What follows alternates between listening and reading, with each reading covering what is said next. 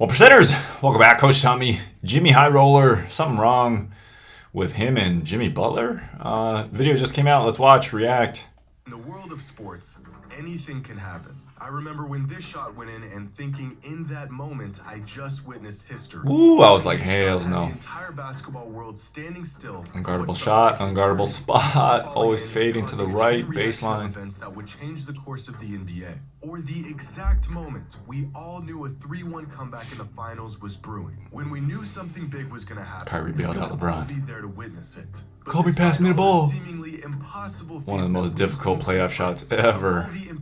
Comebacks and unlikely Prime D stories, Rose. there is still one endeavor throughout NBA history that has yet to be accomplished.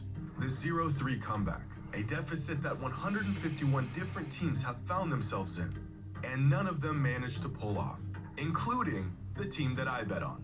The Heat are going to the end. Celtics were way more talented, but the Heat way more disciplined.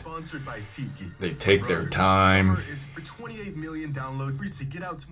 They take their time. They seek out mismatches, play super hard nose defense. Celtics were given a 12.5% chance of winning the series. Odds that seemed unrealistically high considering no team has ever pulled off the dreaded 0-3 comeback. They might have if Tatum didn't sprain his ankle on the very first play. Wins of their season. The Celtics found themselves with an opportunity to make history.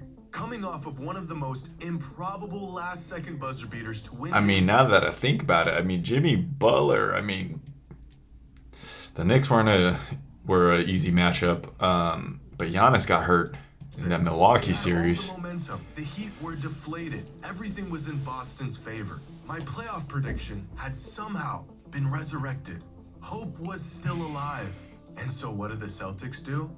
They put together one of the most piss-poor Game 7 performances I've seen so many people say the Celtics just need to not shoot a ball all summer and dribble. They definitely need to learn how to pass, not dribble. Ever seen in my life. If you never hear me utter Jaylen Brown's name on this channel again, do not wonder why. You got to ship out Jaylen Brown. Learn how to dribble a basketball and stop shooting threes. Oh God. And I would give Jason Tatum a pass for his Game 7 performance. Since Let's he was not see him sprain his ankle. He didn't shoot 2 for 18 from 3 in his last 3 games. 11% from 3 in consecutive playoff Tatum is games. Brother. He's not build-aroundable, or he is for now, but All-NBA Martin. God forbid he just plays like a normal player against the team that I bet on. No, he has to morph into a huge... Tatum's big, he's strong, but he's not athletic enough. He has to use his wiggle or his shiftiness, his ball handling to get a shot off. He uses his height. He doesn't have that much of a burst or a vertical. So, I mean, he can score, but... when the pressure's on, when the defense is on, can he even jump stop? Have you ever seen this dude jump stop? Or is every time him going through the lane is a Euro step? And then, yeah, it's not good. When the games get more physical, you got to be able to jump off of 2 feet and play under control. A.K.a. Jimmy Butler, who just waits and then he just shimmies and goes on the sideline. Human flamethrower for 7 games and rip the hearts out of whatever Boston fans are left after this monstrosity. Have y'all seen Caleb's splits from the Eastern Conference Finals? 19 points per game, 60% from the field, and 49% from 3. He's playing out of his mind, but percentage for the series. I'm not buying it. Makes $6 million a year. Sell Caleb Martin high. $100 million contract, second team All-NBA. Jaylen Brown has much more wiggle than Jason Tatum. Problem with Jaylen Brown is he's too small. He's 6'4", so he's more point guard size, I believe. He's heavy, so he's strong. But if you put him at a shooting guard, he's just too little for the length. He has more explosiveness than Jason Tatum, but he's a tweener. He's very in between. So he doesn't really have any mismatches. He has to be a point guard, and, well, he doesn't fit the qualities of a playmaker. His handle isn't tight enough, and he doesn't see plays ahead of time, so he's a tweener. I'm a big sell on Jaylen Brown. I used to like him. I've seen enough. Jaylen dribble off my foot, Brown. I am sick to my stomach. But I gotta give credit where credit is due. The Miami Heat I'd rather are take tough. Jalen Brunson. They've got a great team with a bunch of guys ready and willing to do whatever it takes to win. There's no ego, there's no drama, it's just great basketball. A few weeks ago, I said that as sports fans, we love the underdog story, despite Robinson. the fact that it very rarely happens. Well, it just did. Because the Miami Heat are just the second 8 seed in NBA history to make it to the NBA Finals. Didn't they lose the last first two game pulled against us the off were New Bulls York and then Knicks in the lockout season of 1999. But what the Heat they have beat the done this Hawks. postseason has actually never been done before. Because the worst regular season team to ever make the finals in the modern NBA were the 1981 Houston Rockets, who somehow made the finals despite having a losing record in the regular season. But this year, you have to give a lot of credit to the staff developing that bench or those other guys. Over the course of the season, they've improved their shooting, they've improved their continuity, they've improved their IQ. Guys like Tyler Hero dove on the ball, broke his hand, and guys are just straight stepping up. year's Heat team is the first team since the 1959 Minneapolis Lakers to make the... Jimmy, I still don't think the series will be close. Jimmy deserves a lot of credit right now. I think he's way overrated. They say he has a super high basketball IQ. I mean, I think it's pretty, I guess it's pretty rare, or the comparison's pretty high when you play against the Celtics and all they do is ISO. The regular season, which Just kind of means play the right way. We're essentially a below average team that somehow made it to the NBA Finals. So how does a team with absolutely no business even leaving a mark on the Butler has postseason problems manage going to make it left. to the Bam final stage Adebayo, just 4 wins away from the undersized. NBA title?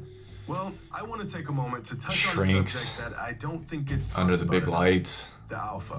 You know how in modern NBA discourse, whenever anyone brings up Mamba mentality, they're laughed at and dismissed like whatever they're referring to doesn't actually Jimmy's exist, greatest or that it's attribute even is a probably his misconception of willingness some sort. to die. Especially older fans of the game will talk about how the Playing greatest basketball. players of all time had the, don't make me say it, killer mentality. Over the years, this was a critical talking point among NBA fans on why some players found success in defining moments while others continued to fall short. Embiid don't have This it, Harden narrative don't in have it. particular began to lose its credibility sometime over the last half decade or so, as any player who didn't win a title was labeled as soft. Luke or is lacking super the talented. killer I don't think he mentality, has it. despite there being about a million other factors that were failed to be considered.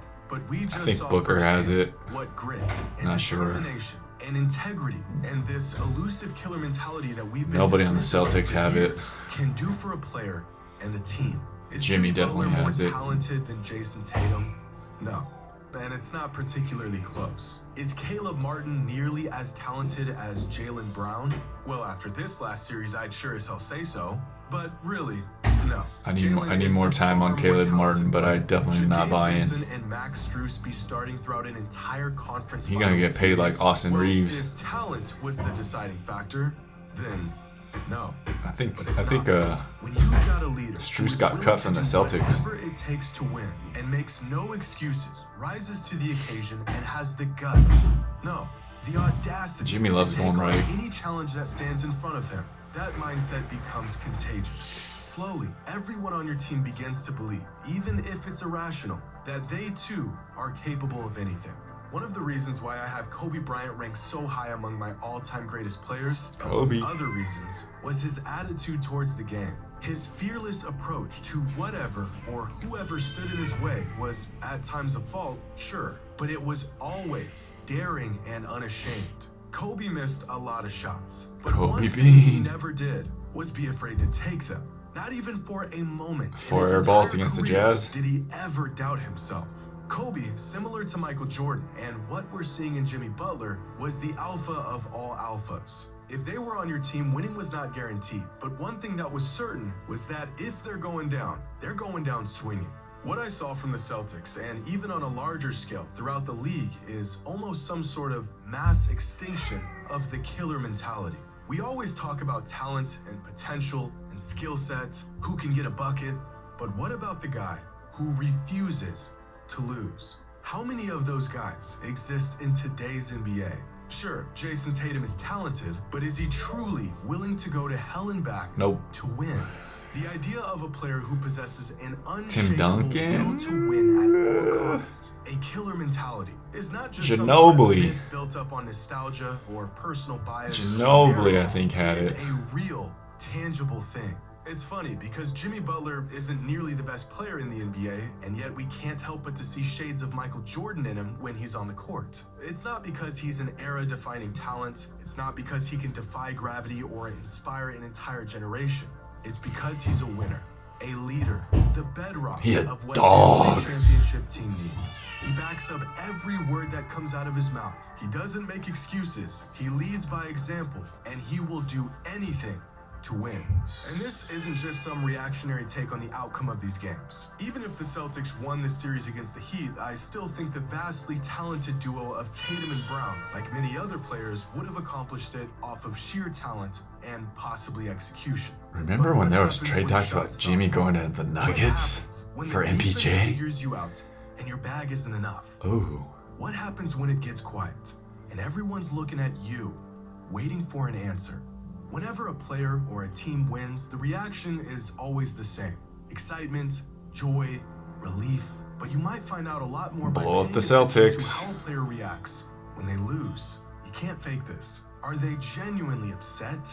Are they hell-bent on getting better, being the best? Sure, there's not a single player who takes joy in losing, but what about the player who is tormented by loss? If a player lacks this quality, I'm not sure if talent will simply fill the gap. I don't know. There's just something about a player who cannot accept losing. You know Steph it when you Curry. see it, and you sure as hell know it when you don't. Either that, Not or I'm LeBron. just mad that the team that I bet on fell short of a championship for the second season in a row. I hate the Celtics. Oh, the Celtics, big letdown. A lot of times when there's talent, you know, it disguises a lot of things. I thought the Celtics were going to win. I didn't think Jimmy could elevate his game and the guys around him that much.